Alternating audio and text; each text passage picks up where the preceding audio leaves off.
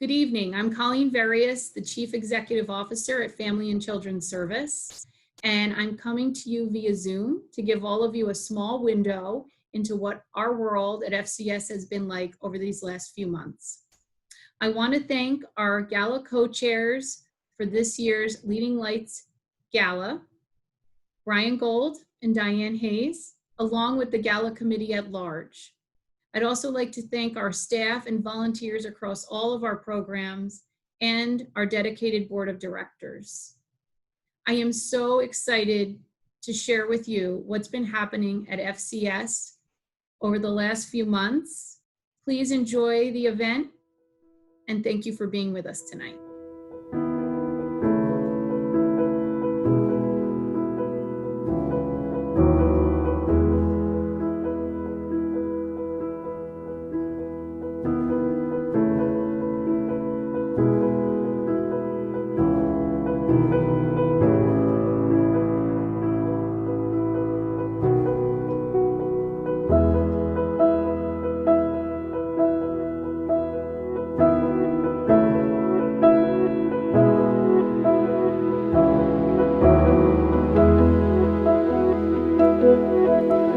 One opportunity that we are so proud to have been a part of during this time is to be part of the collaborative providing support through the Crisis Needs Fund here in Monmouth County.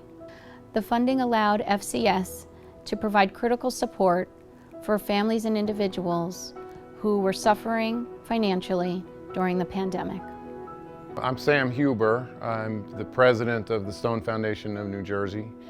And the Stone Foundation is a family foundation that was started by my mother, Caroline Huber, in 1998. So we've been around for a while, but started very small. And we've been growing over the years. Now we're distributing about $500,000 worth of grants every year. One of the things that really convinced us that it was time to get more actively involved with FCS. We were very impressed in recent years with the adaptations that you were all making to the way you were delivering your services. You have people spending less time on paperwork, people more time in contact with the people who need them most. And it was that kind of forward thinking and the long-term view that's really a function of great leadership throughout the organization and real dedication among the staff. Applications for the Crisis Needs Funds were easily accessed online, another example of innovation at FCS to allow quick access to these funds for those who most needed it during this time. As far as we're concerned, we know Monmouth County better than we know almost any place. We are living here, talking to people, sharing the stories, and we're well aware of the work that organizations are doing and the needs that people have, and that's what we want to help with. An example of the impact of the Crisis Needs Fund would be one particular applicant who was looking for support solely for the repair of his vehicle. He shared that without his vehicle being repaired, he would not be able to attend the multiple job interviews that he had scheduled. He knew that if he wasn't able to get to those interviews, there was no chance he could secure employment during this time. There are many, many, many organizations trying to do good work in Monmouth County, and many people who are benefiting from that good work. And those organizations need help. They need as much support as they can get. So we're happy to be local, and we talk regularly to people with resources and means to say, leave your money here, don't go off where there are others who will do that work. Stay here. FCS received several notes from applicants of the Crisis Needs Fund expressing deep appreciation for the support they received. Examples of support include rent, utility payments, medical bills, and food.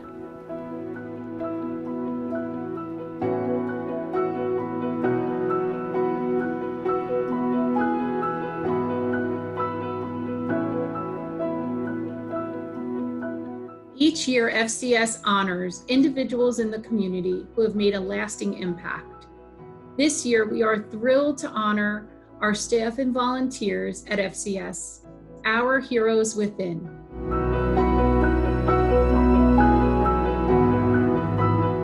Hi, my name is Ty-Kiera Brown. I'm the home care coordinator with FCS. My role includes recruiting home health aides and also staffing with the different elderly folks in the community.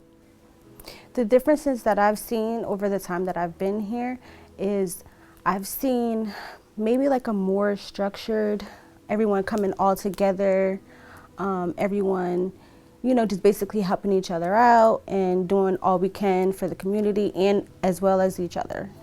So Community Support Services oversees 4 programs in 3 counties.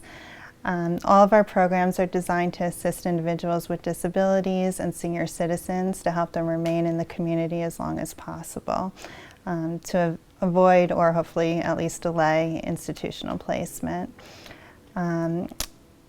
Community Support Services oversees the Middlesex Telephone Reassurance Program, the Monmouth County Home Care Grants, the statewide respite care program for Monmouth and Mercer County, and the Jersey Assistance for Community Caregiving program for Monmouth and Mercer County. We have 6 social workers in our department, all providing case management. We assist with setting up home care, adult daycare, meals, transportation, supplies, whatever resources our clients need to meet their needs to remain in the community. Hi, my name is Lynn Whitney.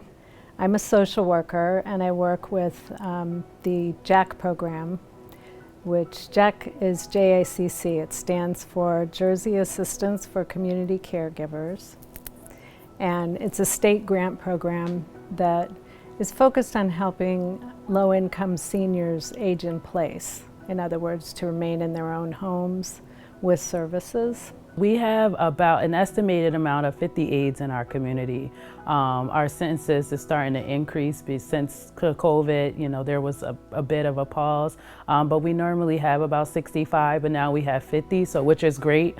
So more people are getting comfortable with going back out into the community to make sure that all the elderly people get their assistance. My role every day is to reach out to my clients. First of all, I get there, make sure they're safe and okay. Then I do daily shopping, cleaning, conversation, grocery shopping. Our Adult Protective Services program, which is active in both Monmouth and Middlesex counties, is a program that protects those individuals who might be abused, neglected, or exploited. During the pandemic, Adult Protective Services maintained its support in both counties, responding to urgent calls, always being available, and ensuring that those most vulnerable were protected. In our representative payee program, we were able to maintain service to almost 1,600 individuals, ensuring that their monthly bills were paid, their expenses were taken care of. They did not have to worry about yet one other thing during this time. As the payee, we are responsible for making sure all of their bills are paid. We coordinate with the case managers and the clients to make sure that the bills come to us directly here at our address so that the clients don't have to remember to send them. It's important because we keep the lights on and the heat on and to make sure that everything stays paid. We handle prescription co-pays for the clients. We have a lot of clients who are on medications and forget to pay them. So we receive those as well to make sure that the medications stay in place. The rent issues, any redeterminations, eviction notices, we are kind of participating in all of that because most of the mail will come here on behalf of that client. Due to the generosity of those who have supported FCS, we have been able to make an investment in technology that has proven to be priceless during a time like this.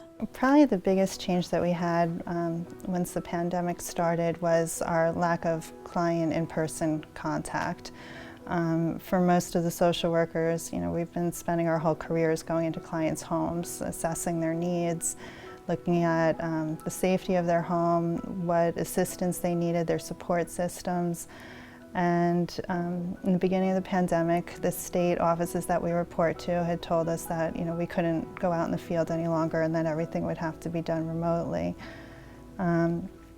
We really had to step up our game. You had to learn some new skills, expand on our skills. Doing assessments over the phone is different. Building trust with clients and showing compassion is different. Whether we're working from the office or from home, we have guaranteed that there has been no interruption in the services that our clients are used to receiving. I'm Samantha White. I'm Director of Volunteer Services at FCS. Our programs run the gamut, from school-based programs where our volunteers go into local public schools and work with the children throughout the school day, to Medicare counseling, where we're able to help any beneficiary in Monmouth County who have questions about their Medicare coverage and help them get that information as quickly and easily as they can. And we also run our wonderful Operation Sleigh Bells program. It's the holiday giving program here at FCS and the program that the agency was founded on. So our Reading Buddies program was our senior volunteers in person with children once a week, reading to lower elementary age children. And post-COVID, we adapted that since everybody was home from school and learning remotely. And our volunteers made read aloud videos that we then shared with the teachers, and the teachers would post to their school websites, and the children could then view them at their leisure. Hi, my name is Joan Bliss, and I'm a volunteer with Family and Children's Services. For the past 5 years, I've been a participant in the Reading Buddies program. Each week, I visit 2 local elementary schools and read aloud to small groups of kindergartners and first graders. I think this is an important program for many reasons. We bring quality children's literature to read to the children. We talk about new vocabulary words. We introduce them to new genres and authors.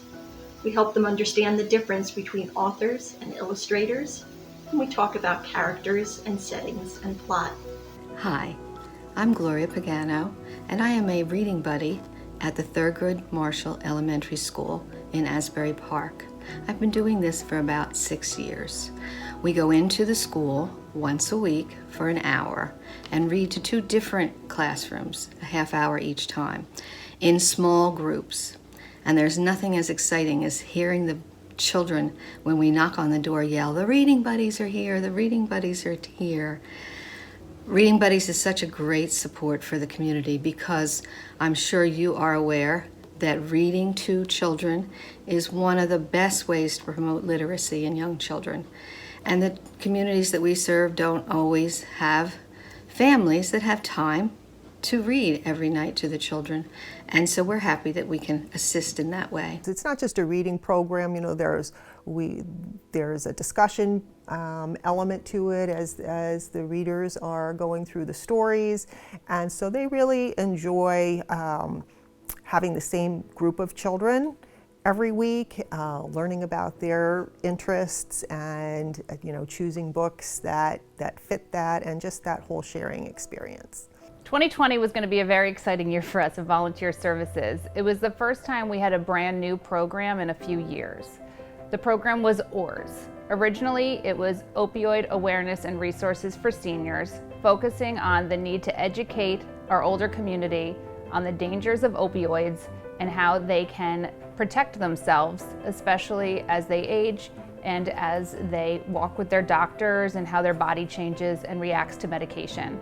The Sam and Pam Show, as we named it, which we taped weekly, was able to really help a lot of those people that were quarantining in isolation. We found that the majority of the seniors that we had been working with in the program were in senior housing buildings where they weren't able to leave their homes or their apartment to even go into the community rooms or see their neighbors day to day. And we've heard from those who viewed the videos that they weren't only informative, but they felt like we were coming to their living room every week, and they were able to look forward to seeing us and kind of participating in our conversation. Family and Children's Service isn't just a job for me. It's part of my family. I've been involved with the agency since I was 13 through my mom, who was also involved with the agency. And I've always felt that what we're doing in the community makes a difference, that we're trusted because we look at the community, the needs that they have, and can adapt our programs to reach the most vulnerable people who need our help at that given time. The mission of FCS to help clients during challenging times is the goal for all social workers, and the staff here works very hard and is very committed to the clients that we serve. I have a wonderful staff, and it's been really great working with them. They take charge, they know what they're doing. We're here to take care of the clients, and that's our mission. To fall into the mission of the agency, to make sure that our most vulnerable clients are taken care of and treated with dignity. I think the community trusts FCS because FCS shows up during times of need. We have an array of programs that directly supports the basic needs of different individuals in the community. We have a great reputation from our Christmas program to our home care department. We reach young individuals, and we also meet the needs of the elderly. So I think this consistency allows the community to trust us. And it's been going on for more than 110 years now in the community. It pretty speaks for itself. So I think that's why. I think there's many a times they've called on us and we answer. With your support, they can stay in their homes, they can have their animals, they can still have their freedom, they won't lose their independence, and they don't want to lose that for nothing. They don't want to lose their independence for anything. But with your support, they can have it all. They can have their life back. Someone recently had a situation where after losing electricity for a few days, her apartment was a disaster, and she really needed help getting that cleaned up. I was able to submit a request for some grant money to be able to come in and get her apartment cleaned up, clean up her rug, which she had had a fall on. So those kind of resources are really important for my clients. And initially, I think like everyone around the world, we all were a little afraid of what was going to happen. But I would say that our aides gave us hope. We have so many aides who wanted to continue to go out in the community. We gave them continuous support. They were just willing to help anyone that was in need. I had a client in the beginning who was self-neglecting himself, and without FCS, I don't think he would have made it as far as he did. We changed his life around. We got him to clean, we got him to eat, we got him to smile. We brought life back where there wasn't. I love it. I've been doing it since I was 18 years old. Help keep it going, because people need help, and they feel safe in their own home. They don't have to go out. That's what we're for. We're there to comfort them. So this is a place that makes them comfortable. So it would be good to come on board and support this place, because one day I might have to need some help. You might have to take care of me. And I would recommend this place for me. With your support, FCS will be able to provide the necessary programs for the people in the community. With your support, volunteer services will be able to grow. We'll be able to provide new programs to children and seniors in need throughout Monmouth County and beyond our borders, to make sure that those in the community that want to give back or those in the community that need help are able to have those services provided. With your support, FCS is able to help the community in many ways. The surf program is one that I mentioned that I use as a resource frequently. And I also participated in sleigh bells this year, and that was a wonderful thing for the local community.